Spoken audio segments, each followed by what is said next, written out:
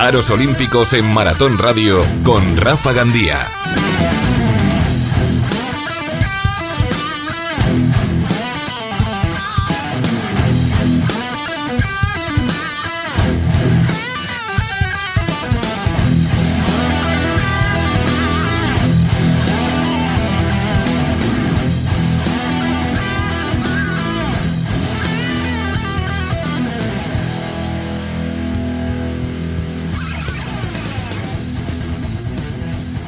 ¿Qué tal? Muy buenas tardes y bienvenidos a la 66 edición de Aros Olímpicos en Maratón Radio. Un programa que arrancamos recordando lo mejor de la semana que viene otra vez cargada de éxitos para el deporte olímpico y paralímpico español. Y lo hacemos comenzando con halterofilia, donde dejábamos la semana pasada a puntito de cierre el Campeonato del Mundo de Halterofilia y donde quedaba la intervención de la gran Lidia Valentín, que volvía a proclamarse campeona del mundo por segundo año consecutivo. Esta vez lo hacía en la categoría de menos de 81 kilos, donde volvía a colgarse el oro en total olímpico. También lo hacía en arrancada, donde se colgaba la primera de las medallas en juego, siendo bronce en 2 tiempos. Una Lidia Valentín que no para de engordar un palmarés de leyenda de nuestro deporte. Grandes noticias también desde Madrid, donde el Within Center fue el escenario del Campeonato del Mundo de Karate. Una competición que se saldó con 6 medallas para la delegación española. Una de oro para Sandra Sánchez en catas femeninas, 3 de plata para Damián Quintero en catas masculinas y los equipos masculino y femenino también de catas. Y por último 2 bronces para el equipo femenino de Kumite y para Babacar Sek en más de 84 kilos masculinos de Kumite. Por otro lado, el parakarate también sumó nuevos metales que en forma de 4 cosechados por Isabel Fernández y Antonio Gutiérrez, que subían a los más altos del podium, Víctor Prieto a la segunda plaza y Carlos Huertas tercero en su categoría. Y como os comentaba la semana pasada, queríamos haceros eco de por qué no hemos estado en el Campeonato del Mundo de Madrid.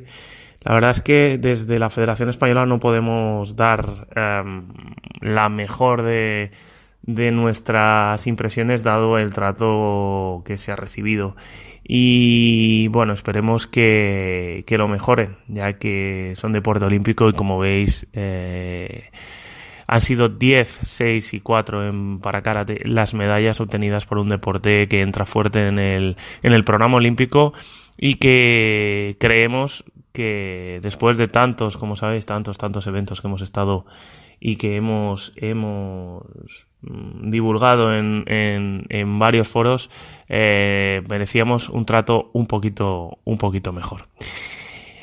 Dicho lo cual, seguimos porque os presentamos un poquito el menú del programa, donde precisamente hablaremos con uno de estos triunfadores en Madrid, como es Pepe Carbonell, uno de los miembros del equipo de catas masculino, subcampeón del mundo, que nos contará sus sensaciones tras esta magnífica actuación en la capital de España. Continuaremos recibiendo por segunda vez ya en nuestro programa, por tercera diría yo, a Alejandra Quereda. Ahora lo haremos por su nombramiento como nueva seleccionada nacional individual de gimnasia rítmica.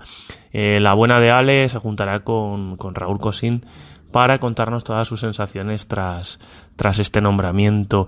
Y nada, y al cierre una semana más, Aros Paralímpicos, esta semana es Ruth Aguilar la que se cita con la nadadora Isabel Hernández, centrada ya en triunfar en los próximos Juegos Paralímpicos de Tokio en 2020. Y nada, como siempre, deciros recordaros, mejor dicho, cómo podéis contactar con nosotros a través de varias vías. La primera, a través de nuestra cuenta de Twitter, @arosolímpicos. En Facebook podéis hacerlo a través de nuestra cuenta aros_olímpicos o a través de nuestro correo electrónico arosolímpicos@maratonradio.com.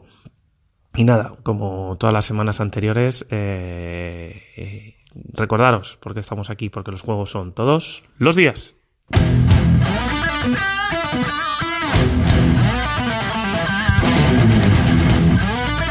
Aros Olímpicos en Maratón Radio.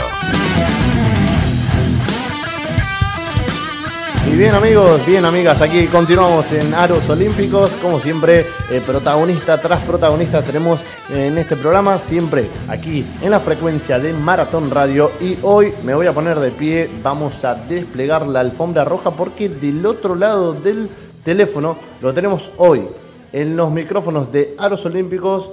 Un karateca que se ha colgado la medalla de plata en el pasado mundial en la especialidad de katas. Hablamos ni más ni menos que con Pepe Carbonell. Pepe, muy buenas tardes. Hola, buenas tardes. Bueno, estamos aquí de pie desplegando la alfombra para darte la bienvenida. Gracias por tu tiempo. Bienvenido a Aros Olímpicos. Bienvenido a tu casa. Muchas gracias por vuestra atención e interés y bueno, es un placer estar con vosotros. Bueno, imagino que todavía estará en tu cabeza, también en tu corazón, estará también esas sensaciones, ¿no? de esa plata que has conseguido con España en la modalidad de kata en este campeonato del mundo que ha finalizado a tan solo unos días, celebrado recientemente en el Wishing Center de Madrid. ¿Cómo se encuentra hoy en día Pepe Carbonell tras esta medalla que lógicamente se traduce en un nuevo éxito para el deporte nacional español? Bueno, pues la verdad es que tremendamente feliz, muy satisfecho, orgulloso del trabajo que hemos realizado el equipo, porque ha sido un ciclo de estos 2 años preparando a conciencia este campeonato del mundo y bueno, la verdad es que el resultado ha sido muy bueno, la imagen que hemos dado al mundo creemos que es de lo mejor y la verdad es que bueno, me reitero en que estoy muy muy feliz. Bueno, cuando hablamos de esta medalla de plata, lógicamente el saludo y las felicitaciones siempre va dirigida también para ese equipo, ¿no? Conformado conjuntamente con Pepe, Fran Salazar, el propio Pepe y también Sergio Galán, ¿no? ¿Cuáles son las sensaciones después de estos días? ¿Has tenido oportunidad de ya con los pies en la tierra pensar, hacer una valoración de cómo ha sido esa plata que no se ha transformado en oro porque enfrente hemos tenido pues a un rival de potencia como es Japón? Pues sí, sobre todo es satisfacción el sentir del equipo, porque como bien comentaba, después de estos 2 años de duro trabajo y participaciones en los diferentes eventos del circuito mundial, donde hemos ido cosechando diferentes medallas, consiguiendo también las 2 medallas de oro en los campeonatos de Europa en 2017 y 2018, pues las expectativas de cara al campeonato del mundo eran del escalón más alto, ¿no? Por supuesto que teníamos enfrente en la final a un super equipo como es el equipo de Japón, pero bueno, nosotros estamos muy satisfechos, muy orgullosos del trabajo que hicimos, porque creemos que dimos la cara en todo momento y de hecho se les plantó cara, se hizo un excelente trabajo y creemos que fue una final espectacular. Bueno, imagino que ahora estarás recuperándote, no sé si estabas tocado de los isquios, si estás todavía ahí intentando estar al 100%, imagino que competiciones de esta magnitud siempre pasan un poquito de factura. Sí, a ver, la verdad es que después de estas semanas de concentración previa y en el campeonato, pues algún dolor de piernas, sí que una pequeña molestia en un isquio, como bien decías, y bueno, la verdad es que esta semana es para descansar, recuperar un poco, atender un poco a los medios de comunicación que tan gustosamente nos estáis atendiendo y os lo agradecemos de verdad. Y bueno, en breve comenzar a trabajar de nuevo. Bueno, Pepe, imagino también que, como bien dices, la sensación que te queda es de satisfacción, lógicamente, caer frente a Japón, ¿no? Recordemos que los karatecas japoneses, ¿no?, prácticamente dominan, ¿no?, el ranking internacional, el ranking mundial. Tú concretamente, si no me equivoco, estás en el número 22. Entiendo que también, haciendo una valoración, es un espejo en el cual uno se puede reflejar, es un espejo en el que uno tiene delante, pues a lo mejor seguramente karatecas o también una disciplina que uno hay que aspirar siempre a eso, ¿no? A uno de las selecciones, de los países donde más tradición tienen, y lógicamente siempre se ve ese resultado, ¿no? En cada competición. Entiendo que también competir en este tipo de competiciones, un campeonato mundial frente a Japón, hace también que uno pueda aprender también quizás de los mejores, ¿no? Sí, es cierto que es intachable la trayectoria del karate japonés. Históricamente en la modalidad de kata son dominadores y son claro favorito en todos los eventos en los que participan. Para nosotros, pues bueno, como en cualquier deporte y en cualquier modalidad, siempre con humildad hay que observar aquella gente que tiene un nivel destacable, y por supuesto que por qué no tratar de captar esas cosas positivas que tienen e intentar reflejarlas en uno mismo a la hora de trabajar y a la hora de competir. Pepe, quería preguntarte, finalizado esta competición, entiendo que poco a poco también los medios de comunicación cada vez se hacen más eco de otras disciplinas, ¿no? Creemos que cada vez son más los periódicos, algunas televisiones también, sobre todo con plataformas de streaming que emiten muchos partidos, competiciones. Entiendo que finalizado esta competición, pues seguramente se despierta un interés adicional y lógicamente esto genera que tenga más repercusión. Al tener resultados deportivos para España, genera que también los medios nacionales poco a poco también le den visibilidad. No sé a ti si te ha pasado luego de la competición que te han escrito periodistas o algunos medios para poder salir. ¿Sientes que poco a poco tiene más lugar, más acogida en los medios? Sí, por supuesto. Todo viene por un cúmulo de circunstancias, ¿no? Por supuesto que los éxitos deportivos que vamos cosechando ayudan, que la tradición en España y el éxito general de la selección española hace mucho. El trabajo del gabinete de prensa de la Federación Española también nos ha acercado mucho a los medios. Y bueno, el que el karate haya entrado de lleno en el panorama olímpico, pues hace que también a través del Comité Olímpico Español, a través del Consejo Superior de Deportes, pues se nos dé más visibilidad y los medios y periodistas pues tengan también esa inquietud de conocer un poco más el karate y hablar con nosotros. Oye, Pepe, jugar en casa, jugar en Madrid, ¿no? Siendo anfitriones, imagino que eso también tiene un plus. Cuéntanos cómo ha sido el ambiente, si había gente, si a lo mejor esperábamos que haya más, cómo ha sido el acompañamiento o el seguimiento, ¿no?, hacia esta competición.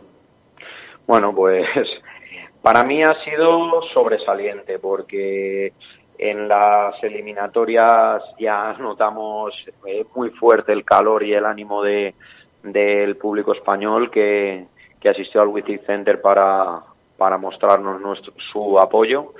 Y bueno, y en las finales y medallas de bronce de sábado y domingo, en especial el domingo con nosotros, el pabellón estaba abarrotado de público y bueno, mucha gente que se había desplazado, pues en este caso en particular, pues de la Comunidad Valenciana.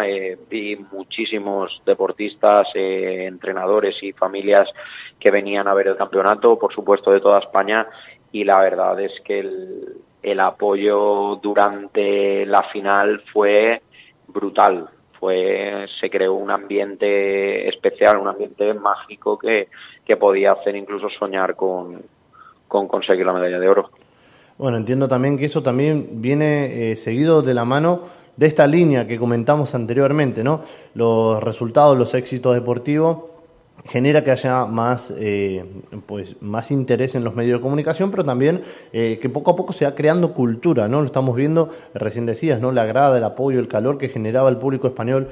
Entiendo que también todo eso está dando sus frutos en los distintos ambientes que rodea el crecimiento del propio deporte. Concretamente, hablamos ahora del apoyo, antes hablábamos también del seguimiento de los medios.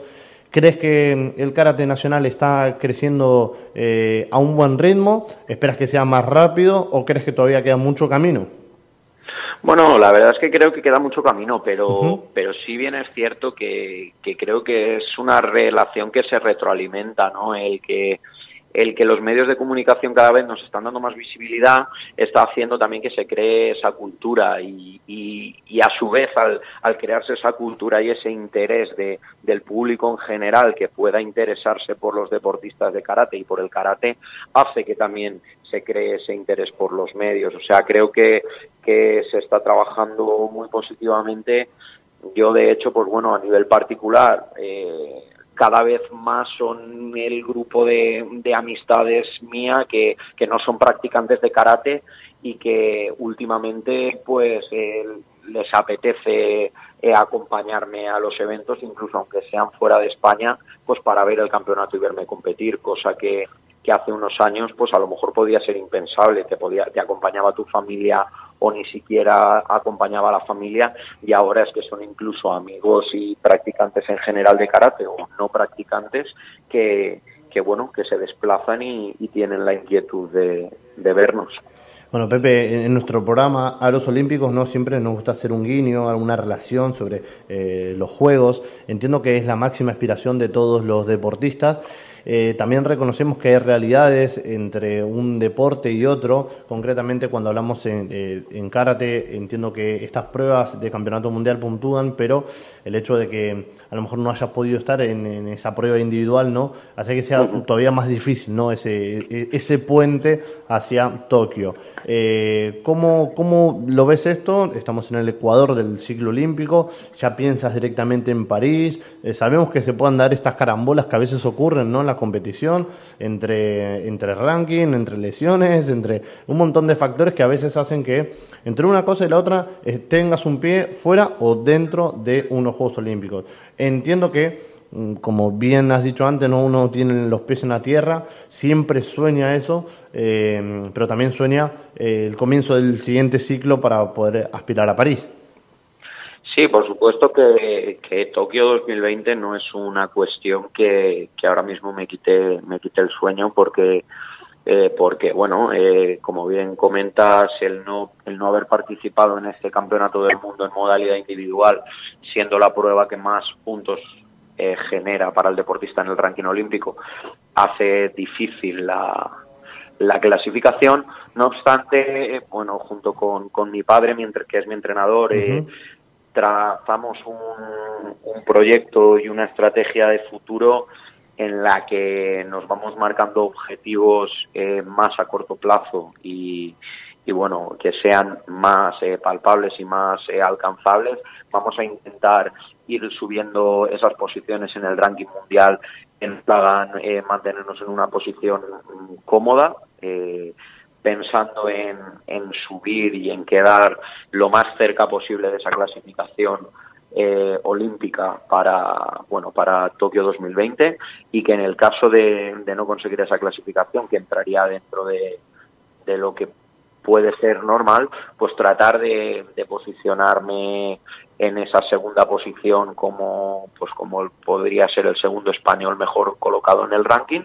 Y por supuesto que soñar, prepararse y luchar hasta el final, pase lo que pase, y tener la motivación y las ganas de trabajar para el siguiente ciclo olímpico.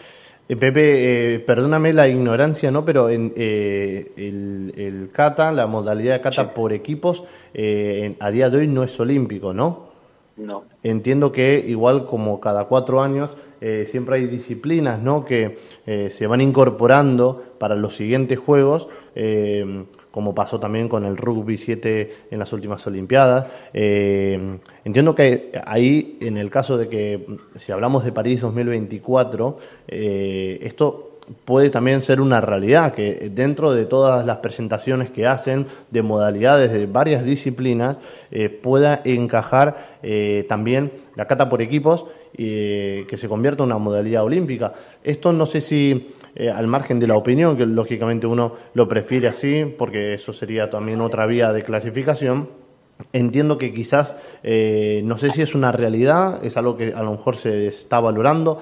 No sé si tú tienes alguna información, conoces algo acerca de a lo mejor esa mínima vía. Bueno, yo no conozco información veraz de todo este asunto. Sí bien es cierto que, bueno, conozco que digamos que el aforo de competidores máximo que se ofreció para Tokio 2020 era de 80 competidores, con lo cual hacía bastante complicado la participación, o sea, la posible entrada de los equipos de kata, puesto que si cada equipo va formado por 3 componentes, podrían haber participado muy pocos equipos o tenido que suprimir incluso alguna categoría más individual. Por ello, durante estos 2 años es lo que conocemos, que ahora mismo está el individual. Vamos a seguir trabajando con ilusión, vamos a seguir trabajando con el equipo con la máxima motivación y tratando de conseguir los mayores éxitos, y de cara al programa olímpico de 2024, cuando llegue ese momento en el que se sepa qué categorías son, pues ya iremos caminando, pero en el día a día y con las informaciones que nos vayan llegando. Por supuesto que la opinión mía, pues cuál va a ser, ya no solo porque yo practico y estoy formando el equipo, sino que también por gente que no es practicante de karate o no son competidores, aquella modalidad que les resulta más llamativa y más espectacular en una competición suele ser el kata por equipos. Entonces, bueno, sería bonito verlo en unos juegos, la verdad. Bueno, como siempre, el deporte siempre nos sorprende, ¿no? Y esperemos que también, así como le ha sonreído de alguna manera a disciplinas como también el rugby, pues también puede ocurrir esto el día de mañana, para también tener más protagonistas nacionales en la máxima cita deportiva. Pepe, no quiero que termine la entrevista sin que me cuentes muy brevemente. A mí me gusta a todos los deportistas no solamente contar su historia deportiva, sino también contar cómo es su historia personal y cómo llega a terminar haciendo este deporte o ha probado otros deportes. Si no recuerdo más, tú también has probado ser portero de fútbol. ¿Cómo ha sido el inicio y qué otros deportes también han pasado por tu vida antes de subirte y empezar a hacer karate? Bueno, pues yo prácticamente el primer deporte que conozco en mi vida es el karate, porque, como bien te decía, mi padre es mi entrenador y prácticamente desde que nací he convivido con el karate en casa. Empecé a practicarlo con 4 años y bueno, también he practicado fútbol sala en el colegio, pues con el equipo, con los amigos. Sí, por supuesto que bueno, jugaba de portero, porque también, un poco por tradición familiar, mi padre durante años estuvo jugando a fútbol y bueno, precisamente jugaba de portero. Y bueno, lo que pasa es que llegado cierto momento no se podía compaginar ambas actividades cuando comenzaba a destacar en el mundo del karate, y había que especializarse un poco más, o más que especializarse, pues dedicarle un poquito más de tiempo y fallar a muchos partidos los fines de semana porque coincidía con las competiciones de karate, y decidí continuar solamente con el karate. Y trasteando un poco más con algunos deportes, pues a nivel personal y como hobby y para practicar algo diferente al karate, pues alguna vez practico un poco el golf, porque me gusta, porque bueno, me da cosas diferentes a las que siento en el karate. Lo que pasa es que ahora, con tanto entrenamiento y tanto viaje, la verdad es que hace mucho tiempo que no juego. Bueno, por lo menos también tienes tiempo para, como también muchos deportistas, ¿no? Y entrenadores que también se aíslan de su deporte natural y intentan también coger fuerzas con otros deportes y desconectar un poquitito. Pepe, no te queremos robar más tiempo, te agradecemos muchísimo esta entrevista de casi 20 minutos que has tenido aquí en Aros Olímpicos. Esperemos pronto poder volver a hablar, como siempre digo, con todos los atletas que pasan aquí, a ver si hay suerte con alguna otra medalla también en el cuello. Muchísimas gracias por compartir este tiempo con nosotros. Muchísimas gracias a vosotros por contar conmigo. Las palabras de Pepe Carbonell, subcampeón del mundo en la modalidad de catas en el pasado Campeonato del Mundo celebrado en Madrid. Nosotros continuamos con más Aros Olímpicos. Visibilitas.com con Raúl Cosín.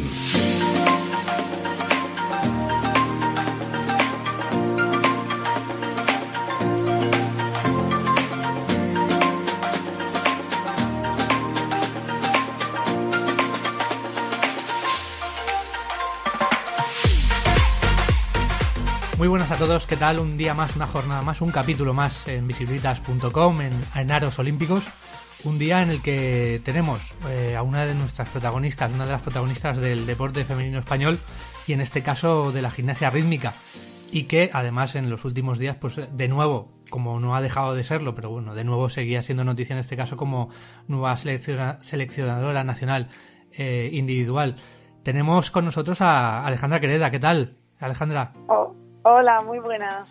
¿Qué tal? ¿Cómo estamos? Te pillamos evidentemente con me imagino, un ir y venir y de no parar, ¿no? De hacer cosas.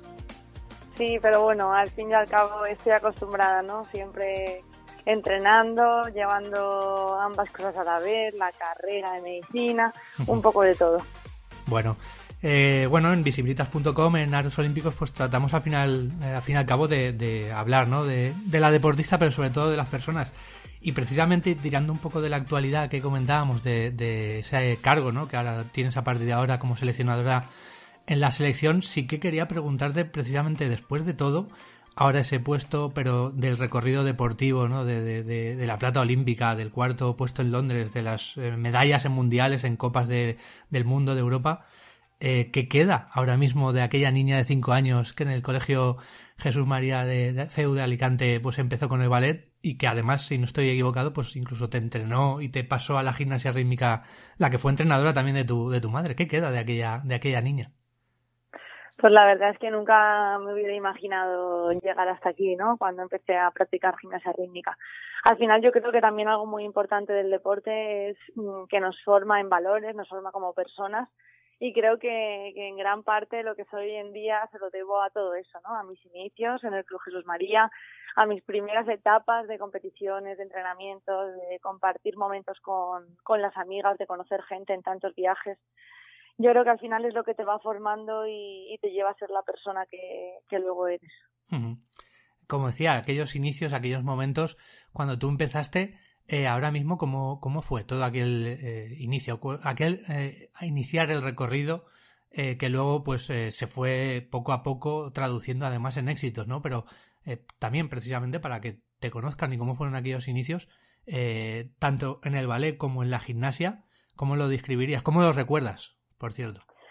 Pues bueno, como bien has dicho, mis padres me apuntaron a hacer ballet. Mi madre había hecho rítmica, pero en ningún momento ella me impulsó a que me decantara por la rítmica. Probé muchos deportes, jugué al tenis, al voleibol, pero bueno, al final pedí que me apuntaran a gimnasia rítmica porque lo ofrecían como actividad extraescolar en el colegio. Y así empecé. Rápidamente la entrenadora me vio cualidades, me pasó casi sin pasar por la casilla de salida al grupo de competición.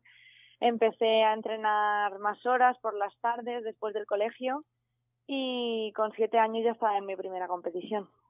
Bueno. Y a partir de entonces también el que haya seguido un poco tu historia, en ese iniciar las competiciones, en ese iniciar, digamos ya, la parte de ir más allá del juego, del divertimento, de la actividad física, precisamente las gimnasias que además empiezan muy pequeñitas. Sí, la rítmica es un deporte joven. Yo creo que en pocos deportes ocurre una situación parecida, ¿no? Con 15 y 16 años ya estás compitiendo en la categoría absoluta al más alto nivel y dedicándote a ello profesionalmente. Para mí la rítmica siempre fue un hobby. Nunca hice este deporte con el objetivo de llegar a unos Juegos Olímpicos. Yo siempre practicaba pues porque me gustaba, me lo pasaba bien, me divertía con las amigas y al fin y al cabo me pasaba el día entero pensando en la rítmica. Pero bueno, sí que es verdad que luego ya cuando recibes la llamada del equipo nacional se empieza a convertir en algo más profesional, pasa de ser tu hobby a ser tu prioridad, digamos así, tu trabajo. Y entonces sí que te marcas objetivos ambiciosos. Entonces fue cuando me planteé seriamente el objetivo de poder alcanzar medallas y poder ir a los Juegos Olímpicos, que es el mayor reto para cualquier deportista. Claro. Tú llegas a Madrid en 2008, sin embargo ya tuviste una llamada, ¿no? Siendo junior con 12 años, en 2004, si no estoy equivocado, ya tuviste una llamada para ir, pero en ese momento no decidiste que no sé por qué y cómo se produce realmente luego el cambio, ¿no? El que llega a 2008 y efectivamente ya te vas para Madrid. Exacto, la verdad que esa fue una de las decisiones más complicadas para mí, porque con 12 años recibí una carta en mi casa que decía que me seleccionaban para incorporarme a la concentración permanente con el equipo nacional junior en el CAR de Madrid. Y bueno, la verdad que no quería ni hablar del tema porque era como contradictorio, ¿no? Por un lado, claro que me apetecía y me hacía muchísima ilusión la oportunidad de formar parte de la selección nacional, pero al mismo tiempo el hecho de tener que alejarme de mis amigos, de mi entorno, de mi familia sobre todo, dejar a todos en Alicante e irme sola a Madrid, pues en su día no consideré que estuviera preparada. Creo que además para una niña de 12 años decidir sobre su futuro es algo casi imposible, ¿no? No tienes la madurez necesaria. Y junto con mis padres decidimos esperar, continuar entrenando en Alicante. Y es cierto que es posible que no hubiera tenido más oportunidades, ¿no? Pero bueno, continué entrenando, teniendo buenos resultados y siguieron llamándome para el equipo nacional hasta que con 16 años, en 2008, pensé que podía ser la última oportunidad y decidí dar el paso. En cierta manera, y por lo que hablábamos antes de las edades, ¿no? En la que se empieza a competir, además con bastante rango en la gimnasia, en parte también fue una decisión arriesgada, porque, bueno, a veces pasa el tren una vez, en tu caso, pues, con resultados y con trabajo, evidentemente, te seguían y llega esa segunda oportunidad, pero bueno, no dejaba de ser una decisión un poco arriesgada en ese momento. Está claro, cuando tú rechazas una oportunidad tienes que ser consciente de que es posible que no vuelvas a tenerla, ¿no? Y eso al final era lo que me pesaba a mí, con lo que me costaba, por lo que me costó tanto decidirme. Pero bueno, también a veces pienso que si hubiera dicho que sí con 12 años, a lo mejor tanto recorrido, ¿no? Me hubiera quemado antes. Claro, además es un deporte que, y es reiterar un poco lo de la edad, pero precisamente como exige de tantas horas. Porque claro, a lo mejor hay gente que conoce la gimnasia, pero hay gente que no, y que a lo mejor cuando se aparece en el escenario de unos juegos o un mundial en el que son retransmitidos es como que están más encima, pero la gimnasia es un día a día, son miles de repeticiones, son muchísimas horas al día y evidentemente lo has dicho tú un poco la palabra, el quemarse llega, de hecho puede llegar mucho antes que otros deportes que a lo mejor estás con 28, 30, 32 años compitiendo, seguramente con 21, 22 años ya eres una veteranísima de este deporte. Claro, la rítmica requiere muchas horas. Cuando ya entrenas a nivel profesional en la selección, nosotros entrenábamos una media de 8 horas diarias de lunes a sábado, descansando solo los domingos, pero la verdad es que ya desde nivel de club exige bastantes más horas que otros deportes, ¿no? Yo cuando estaba en el club recuerdo que entrenaba 5 días a la semana, unas 4 horas, con lo cual ya requiere un sacrificio importante desde el nivel de club porque requiere mucha repetición, hay que repetir miles de veces cada elemento para que en el momento de la competición te salga lo mejor posible y es cierto que hay que llevar cuidado, ¿no? Para no quemarse, como hemos dicho antes de tiempo. Puede ser que esa cantidad de repeticiones, al final la búsqueda es la de, si no es de alcanzarla del todo, rozar la perfección en los ejercicios. Sí, la verdad que la perfección en nuestro deporte es muy difícil. Además contamos con un importante factor psicológico, ¿no? Porque al final el trabajo, como bien has dicho, no es solo el año olímpico, el trabajo lo llevas haciendo durante toda tu carrera deportiva, son muchísimas horas de trabajo y después tienes que ser capaz de demostrarlas en los 2 minutos y medio que dura el ejercicio de conjunto o minuto y medio que dura el ejercicio de individual y no puedes cometer ningún fallo, ¿no? Porque por desgracia, aunque luego remontes el ejercicio, el fallo y la penalización ya pesa en la nota. Hablábamos justamente ahora comentabas o decías la palabra ciclo. Hemos hablado de aquel momento en el que hay una primera llamada, pero se produce. Dices que no es el momento, piensas que no es, tomas la decisión y se da esa segunda llamada y en efecto ya vas con el equipo senior, con el equipo absoluto a Madrid. ¿Qué recuerdas de aquel momento? ¿Te costó irte de casa? Aquellas primeras, no sé si semanas o meses, costó especialmente en la parte personal y luego ¿cómo era aquello de arrancar? Porque evidentemente era, me imagino que para arrancar el ciclo olímpico rumbo a Londres 2012. Sí, la verdad es que fue complicado, ¿no? Yo siempre he sido una persona muy familiar y me recuerdo perfectamente que me fui pensando en, bueno, yo voy a probar un año y a ver qué pasa, ¿no? Y al principio cuando pasaban los meses iba contando, llevo un mes, llevo 2 meses. Pero bueno, es verdad que también era un poco difícil porque era la única gimnasta senior que se incorporaba, las demás ya estaban ahí desde hace años, ¿no? Muchas de ellas, de hecho, eran las compañeras con las que me llamaron a mí en esa primera llamada con 12 años, o sea que ya nos conocíamos, pero yo no estaba entrenando ahí todos los días, ellas ya llevaban muchos años juntas. Pero bueno, me acogieron desde el primer momento estupendamente y al final, mira, lo que iba a ser un año de prueba se convirtieron en 10. bueno, de 10, en una generación impresionante para la gimnasia rítmica española, en ser capitana del equipazo, ¿no? Ahora hablaremos del equipazo, y al final yo creo que el broche no fue de oro, aunque yo creo que la sensación fue de oro, fue de plata en Río, pero cómo al final en tantas horas al día, en ese trabajo diario de 8 horas, ya estando en la Blume en Madrid, preparando un ciclo olímpico, tienen que conjugarse muchas cosas, ¿no? Para que las personas que componéis el conjunto, también las entrenadoras y demás, se pueda hacer un compactado impresionante para justamente buscar el trabajo, ir trabajando precisamente hacia la perfección y luego lograr los éxitos que ahora iremos viendo habéis ido logrando, tanto en el ciclo hacia Londres como luego hacia Río. Sí, yo creo que es uno de los puntos más fuertes de nuestro equipo, ¿no? Y una de las cosas más bonitas que logramos, el lograr una compenetración total, no solo entre las gimnastas, sino también con las entrenadoras, el llegar a conocernos tan bien que con solo una mirada durante el ejercicio de tu compañera ya sabías perfectamente lo que estaba pasando por su cabeza. Y al final eso éramos capaces de demostrarlo en el tapiz. Y como dicen, ¿no? Una complicidad que es muy difícil conseguir, que se consigue con los años de experiencia, con los años de trabajo juntas, que yo creo que es lo que hacía especial a este equipazo. ¿Quién puso aquello del equipazo? ¿De dónde surgió? Pues bueno, teníamos a Lourdes, ¿no? Cordobesa, andaluza ella, que siempre decía que éramos un equipazo en vez de un equipazo. Y bueno, al final nos pareció un nombre divertido y se quedó. La tontería del equipazo fue pasando de año en año y al final se convirtió en nuestro sello de identidad. Bueno, siendo tú de Alicante y Elena de Valencia, lo equipazo también tiene tono valenciano. Sí, ¿no? También podría ser. El ciclo hacia Londres, ¿qué momentos recuerdas en positivo, ¿no? Como algo importante de cara a llegar a Londres, y cuáles fueron los momentos a lo mejor más complicados? Porque evidentemente al final llegar a simplemente clasificarse para unos Juegos Olímpicos, bueno, sencillamente decir simplemente me parece hasta no acertar con la palabra, pero conseguir la clasificación ya está al alcance de muy pocos, y en este caso de muy pocas.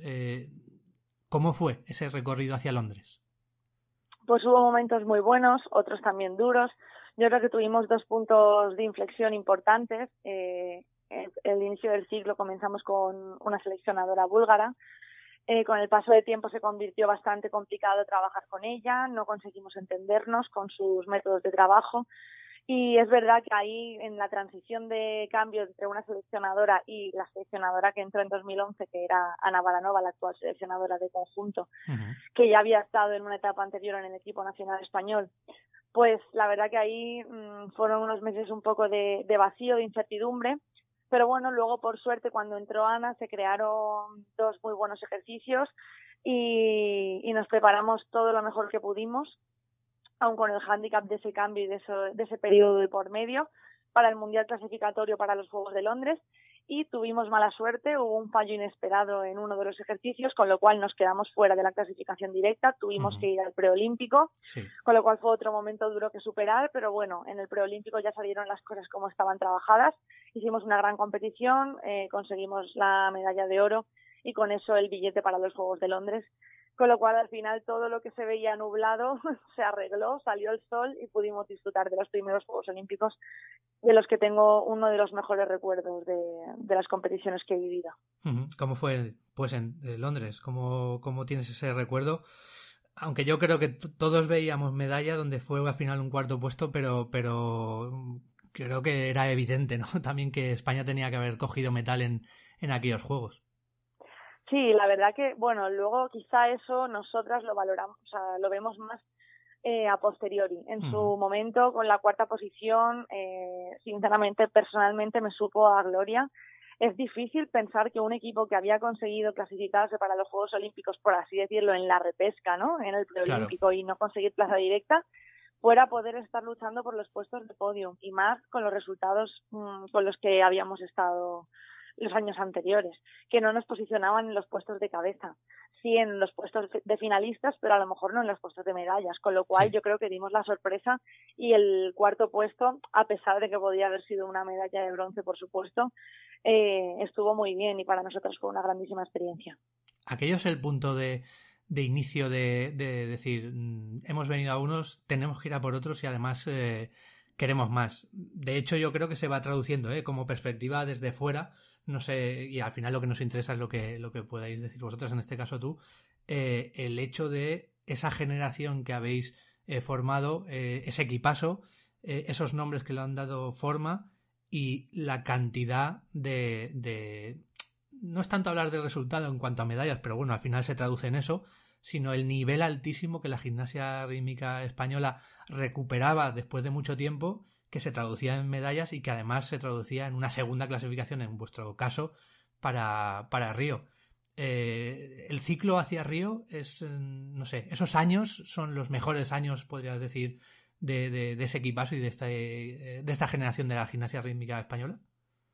Sí, yo creo que sin duda esos fueron los mejores años, aunque también fueron duros por las múltiples lesiones que fuimos arrastrando en unas y otras. Claro. Pero bueno, yo creo que te plantas en los Juegos de Londres, te ves en la 4ª posición y te das cuenta del buen nivel al que estábamos. Y entonces cuando te planteas, oye, es que este equipo puede luchar por medallas.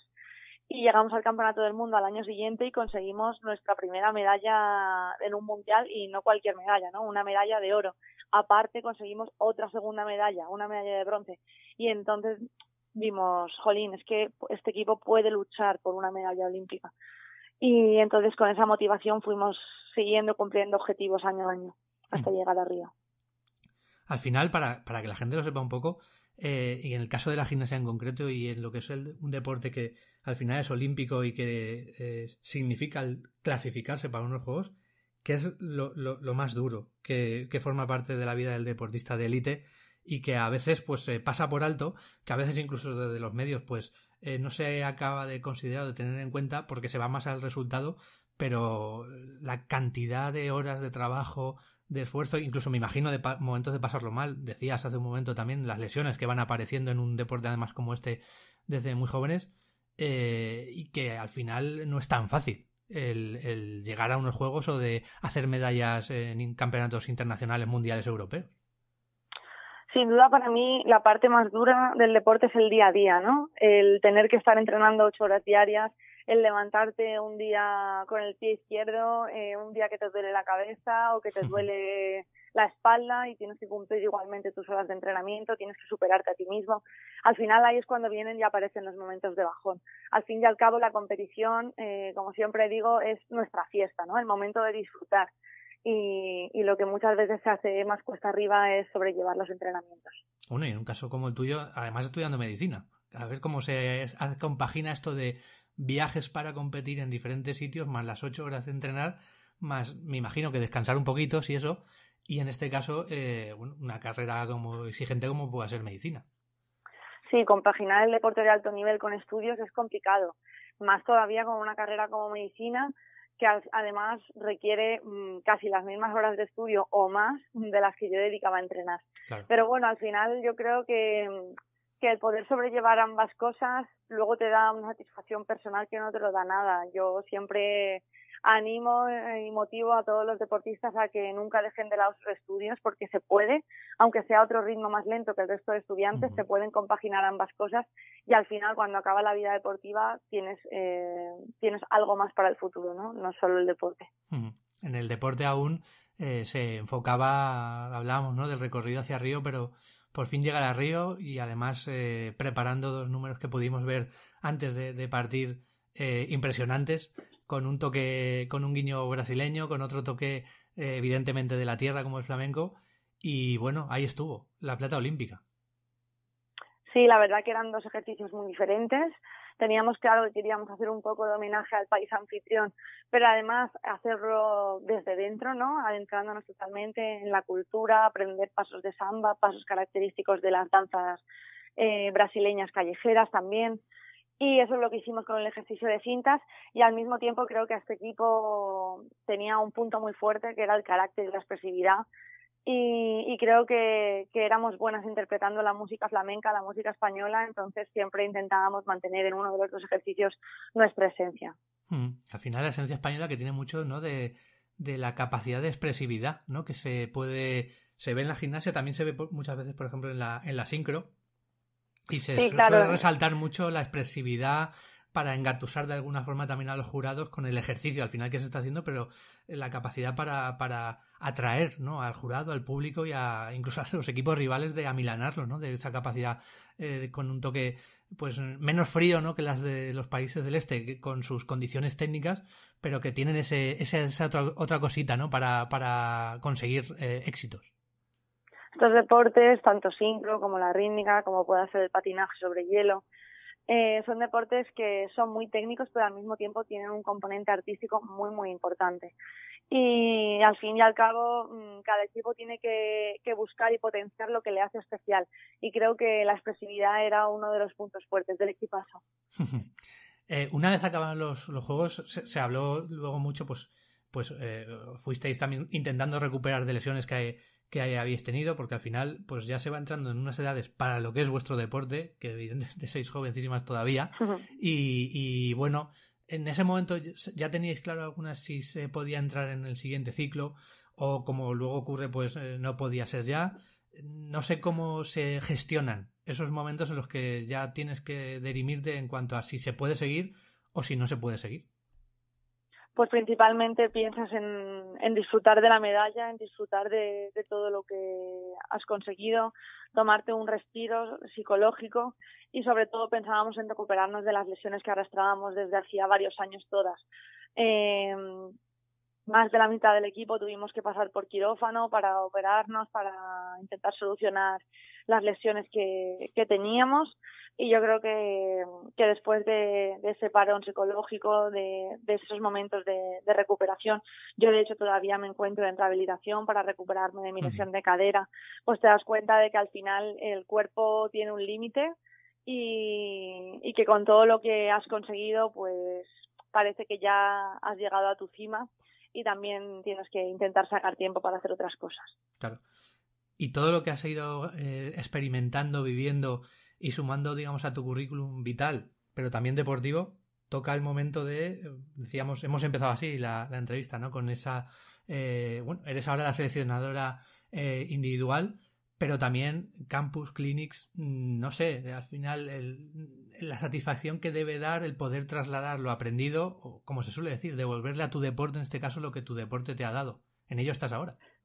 Sí, sobre todo al final, pues continuar formándote, nos sacamos los títulos de juez, poder puntuar competiciones y ver la rítmica desde otra barrera, continuar con campus, clinics, masterclass, programas como el de embajadoras olímpicas, poder acercar el deporte y los valores que nos da a los colegios, a los niños más pequeños, a la gente en la calle y al fin y al cabo poder aportar todo lo que tú has aprendido con el deporte. En estos años justamente has podido ver también hacia afuera, en cuanto a público, aficionados, seguimiento. Yo no sé si el punto álgido fue precisamente el Mundial de Guadalajara, pero el crecimiento del seguimiento hacia la rítmica, justamente atraída por los éxitos vuestros, del equipaje, no solo de lo que fue Londres, sino Río y todo lo que ha habido entre medias, ¿no? Sí, yo creo que conforme los resultados comenzaron a mejorar, cada vez tenemos más gente que sigue la rítmica, también ligado a que hay más patrocinadores, más ayuda, más visibilidad por parte de los medios y todo eso ha contribuido a que cada vez aumente el número de licencias en nuestro deporte y sea un deporte más reconocido. Por ir acabando, Alejandra, ¿qué te ha dado la gimnasia rítmica? Pues la verdad es que me ha dado a la mayoría de mis mejores amigas, me ha dado a gente estupenda, vivencias personales, la madurez que te da el irte de casa al final y el poder vivir experiencias, por ejemplo, en la Villa Olímpica, compartir momentos con gente de otros deportes también y sobre todo pues los valores que hemos hablado antes que nos da el deporte y que yo creo que al final van ligados a tu persona durante toda tu vida. Y tú, por tu parte, en la alta competición, practicándola y ahora desde, como decías, desde el otro lado un poco de la barrera, ¿no?, en cuanto a trasladar, ¿qué le has pretendido y de hecho qué le pretendes dar tú a la gimnasia rítmica? Bueno, pues ahora pretendo aportar todo lo que la rítmica me ha aportado a mí. Yo creo que ser capaz de ponerte también en el lado del deportista, ¿no?, porque hace muy poquito que yo estaba en ese lado. Y bueno, también aportar mucho sobre el trabajo en equipo, que al fin y al cabo es lo que llevo haciendo desde hace mucho tiempo, el capitanear un equipo, que yo creo que todo eso que he aprendido durante estos años podré transmitirlo al resto de entrenadoras que formen parte del equipo técnico de la Federación Española. Y para finalizar, claro, la firma de Alejandra Quereda, sea en el deporte o fuera del deporte, ¿quién es Alejandra Quereda?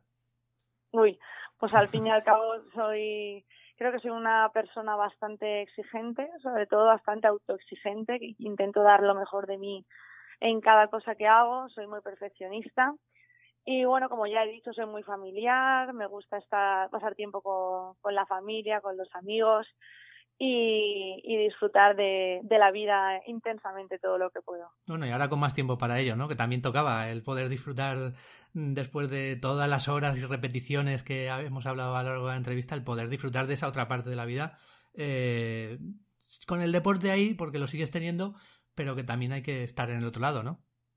Sí, la verdad que intento sacar huecos siempre que puedo, pero la verdad es que tampoco me queda mucho tiempo, porque compaginar sexto de medicina con el cargo de seleccionadora tampoco te creas que me va a dejar mucho tiempo libre. Pues entonces, muchas gracias por habernos prestado este tiempo en visibilitas.com, en Aros Olímpicos, en Maratón Radio. Gracias por darnos a conocer un poco más a alguien que estamos viendo desde hace mucho tiempo en la gimnasia rítmica y con éxitos, y que ahora sigue en ella como seleccionadora, pero que en todo caso pues seguimos deseándote éxitos para todo lo que sea en adelante en la vida. Muchas gracias. Os dejamos en Aros Olímpicos con la siguiente sección y hasta la próxima semana en visibilitas.com.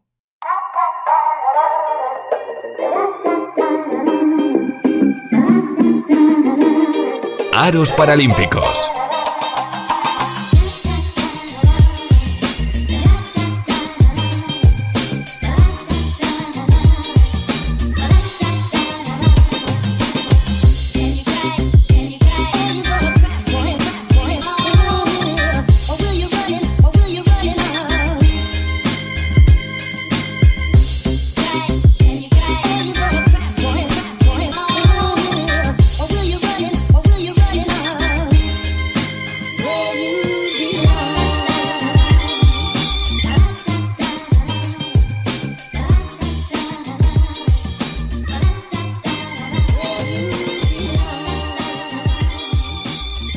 Soy Ruth del programa Aros Paralímpicos y bueno, hoy tenemos el placer de entrevistar a Isabel Jingua Hernández. Isabel nació en China el 17 de julio de 1995 y vive en España. Y bueno, empezó a nadar gracias a su madre cuando tenía la edad de 7 años y bueno, su madre siempre ha querido que ella y sus hermanos hicieran deporte. Y bueno, nada más y nada menos que a los 12 años empezó a competir a nivel regional en Extremadura y en campeonatos de España. Y bueno, pues a los 12 años el seleccionador observó que tenía cualidades y bueno, pues ya empezó su camino hacia las competiciones internacionales. Isabel ha estado en 5 europeos, 3 mundiales y nada más y nada menos que 2 Juegos Paralímpicos. Los de Londres 2012, donde tuve la oportunidad y el honor de conocerla, y en los Juegos de Río 2016. Actualmente vive en el Centro de Alto Rendimiento Joaquín Blume, donde entrena con su entrenador Carlos Salvador Palacios. Y bueno, además compagina sus estudios y estudia Derecho en la Universidad Complutense de Madrid. Muy buenas, Isabel, ¿cómo estás? Buenas, pues muy bien, preparándome para ir a entrenar ahora. Sí, la verdad es que, bueno, entrenas muchísimas horas y bueno, la natación, todo hay que decir que ella compite en la categoría S10 y bueno, que hay muchísimo nivel y que no es fácil, ¿no?, llegar a las competiciones y conseguir mejorar los tiempos, ¿no? No, la verdad es que es muy difícil, la verdad es que cada vez más difícil porque gracias al trabajo de los deportistas el nivel está subiendo cada vez cada vez más y eso es muy positivo, la verdad. Eso es algo que agradecemos todos porque eso significa que se está trabajando más y se está dedicando más tiempo a la natación y al deporte paralímpico en general. Así que eso es un trabajo muy positivo que hay que agradecer. Así que sí, cada vez hay que trabajar más, pero bueno, para eso estamos. Muy bien. ¿Cuántas horas entrenas al día, Isabel? Pues ahora mismo que estamos en pretemporada, de lunes a sábado unas 3 horas y media, 4. Pero cuando estamos en máximo volumen, en periodos de máximo nivel, pues entre 6 o 5 porque empezamos a entrenar por la mañana y por la tarde. Entonces, como se llama doblar, hacemos doble sesión. Es dura la natación y bueno, actualmente te estás preparando para tus tercer Juegos Paralímpicos, como son los de Tokio 2020 y bueno, pues no sé, ¿me puedes decir tu experiencia en los dos Juegos, tanto el de Londres como el de Río, tu experiencia y bueno, aspecto positivo de los Juegos? Sí, bueno, ya te digo que bueno, ya me han hecho esta pregunta y la verdad es que lo he pensado mucho, pero es que siempre digo lo mismo, que no lo puedo comparar porque a Londres 2012 fui como novata y a Río 2016 pues fui un poco más madura, con más experiencia y más años. Entonces, pues la verdad es que las situaciones eran muy distintas pero igual de satisfactorias. O sea, en 2012 me lo pasé súper bien y en Río 2016 lo mismo. O sea, las experiencias siempre, los Juegos para mí son el evento más importante, obviamente, como para cualquier deportista, pero también el más grande y que no se puede comparar con ningún evento más. Y porque es increíble, o sea, es algo a lo que te estás preparando durante 4 años, a pesar de que haya europeos y mundiales, pero todo eso es lo que pasa para poder llegar bien a ese evento que son los Juegos. Y cuando llegas allí y, por ejemplo, eso, la inauguración y ver todo ese estadio que se mueve por vosotros, tantos deportistas juntos y, no sé, saber que te está viendo tanta gente en todo el mundo es algo impresionante y que no lo vuelves a vivir o dentro de 4 años si tienes suerte y si no, pues es una experiencia que te quedas para toda la vida. Muy bien, y además todo ese recorrido para poder llegar, el tema de las lesiones siempre es una parte oscura que siempre va turulando por ahí y no sé, ¿cómo llevas tú el tema de las lesiones? ¿Esto lo has llevado bien? ¿Has tenido en alguna ocasión algún problema? Yo la verdad que toco madera, pero por ahora he tenido mucha suerte en eso porque no he tenido, bueno, que yo recuerde, he tenido solo una que fue justo antes de Londres, pero yo pienso que fue por la inexperiencia porque, bueno, nunca había entrenado tanto como ese año, que encima, pues, como los Juegos Paralímpicos son después de los Olímpicos, pues son un poco tarde y pues yo no descansé hasta después de los Juegos, entonces el volumen de trabajo que se me acumuló, pues yo creo que mi cuerpo lo sintió y me dio un toque de atención. Entonces tuve una tendinitis en el aductor, pero después de eso no he tenido nada y también yo creo que es porque yo prevengo esas cosas y en cuanto me duele cualquier cosa o siento que me puedo contracturar o lo que sea, voy al médico o voy al fisio. O sea, con eso sí que tengo mucho cuidado. Claro. Además es que eso son cosas que no se ven, es la batalla diaria y la preparación para poder llegar a las competiciones, imagino que es muy dura, pero bueno, luego cuando consigues batirte a ti misma, ¿cuál es la sensación que tienes?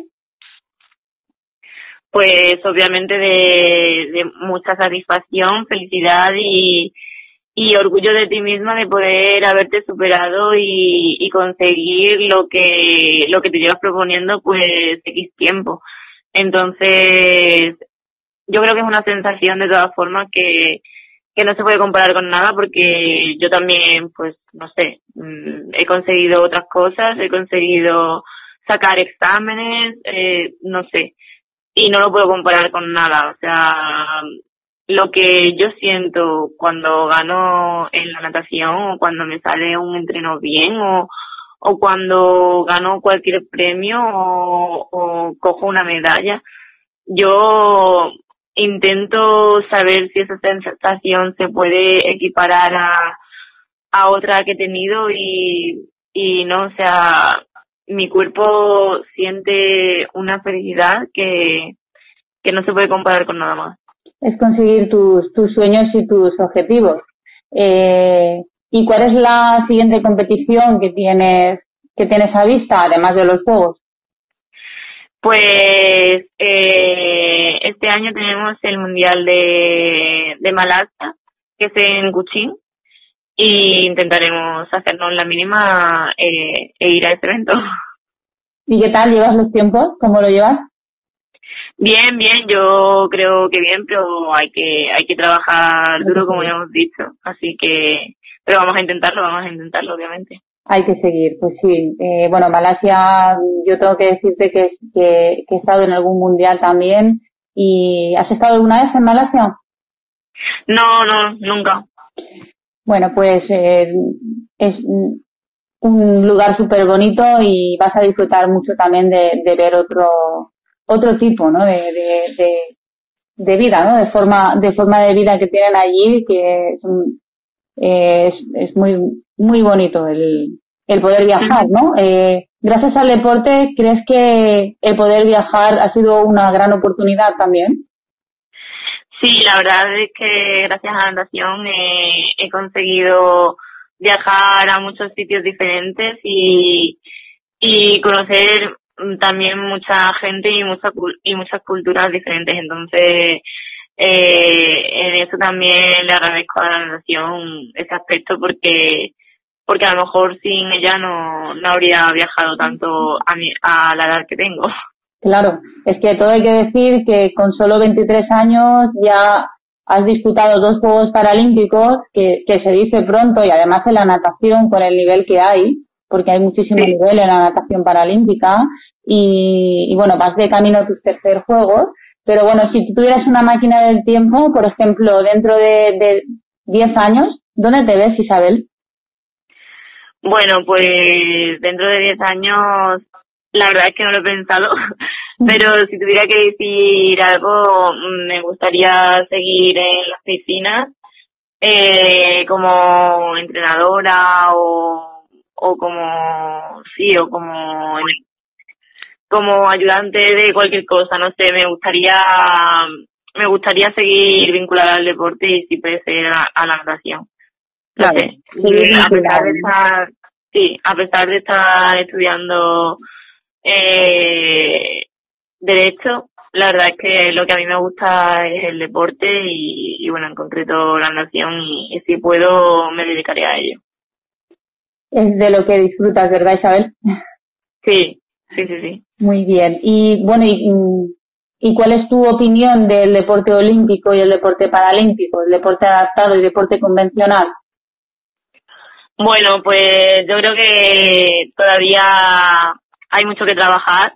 Existen todavía muchas diferencias, y no solo a nivel económico, que es lo que siempre piensa la gente, que pues bueno, sí se le da importancia, pero yo personalmente no es a lo que más le daría importancia, porque al fin y al cabo eso lo puedes conseguir a través de otros medios. A mí lo que me preocupa, o lo que ocupa más mi mente, lo que más pienso, es la visibilidad y lo que se puede llegar a conseguir si la gente conociera más el deporte paralímpico, o simplemente el deporte para personas con discapacidad, porque ni en los colegios ni en ningún sitio yo veo que todavía se haya avanzado en ese aspecto, y yo creo que es muy importante el dar a conocer lo que hacemos y lo que pueden llegar a hacer las personas con discapacidad, porque,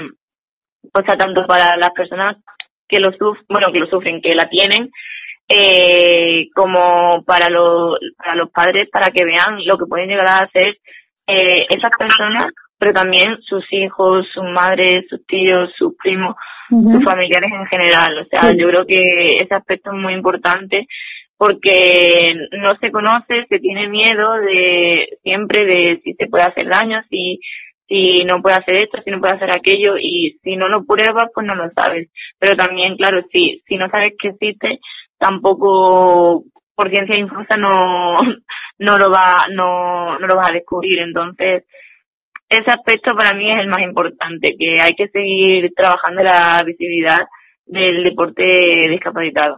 Eso es súper importante. Entonces podríamos decir que es dar visibilidad y normalización y creer en las capacidades de las personas, ¿no? Pensar no en las discapacidades, porque todos tenemos, pero potenciar tus capacidades. Sí, porque al fin y al cabo, lo que tú has dicho, o sea, cada uno tenemos nuestras carencias de alguna manera, y lo que nos ayuda a superarlas son las vidas, las circunstancias, pero claro, si no las vivimos, no podemos adaptarnos a ellas. Si vivimos encerrados y pensando en si nos podemos hacer daño, si nos podemos caer, pues nunca aprenderemos a levantarnos, ¿no? Claro, muy buena esa frase, la verdad es que sí, Isabel. Es muy bonito ver que con solo 23 años tienes una madurez que envidiable, y yo creo que gracias al deporte esto se consigue. No sé si quieres añadir alguna otra cosa más. No, la verdad es que muchas gracias por la entrevista, porque me ha gustado mucho, así que muchas gracias, Ruth. Encantada. Gracias a ti por tu paciencia, porque hemos tenido unos mini problemillas, pero lo hemos solucionado enseguida. No pasa nada.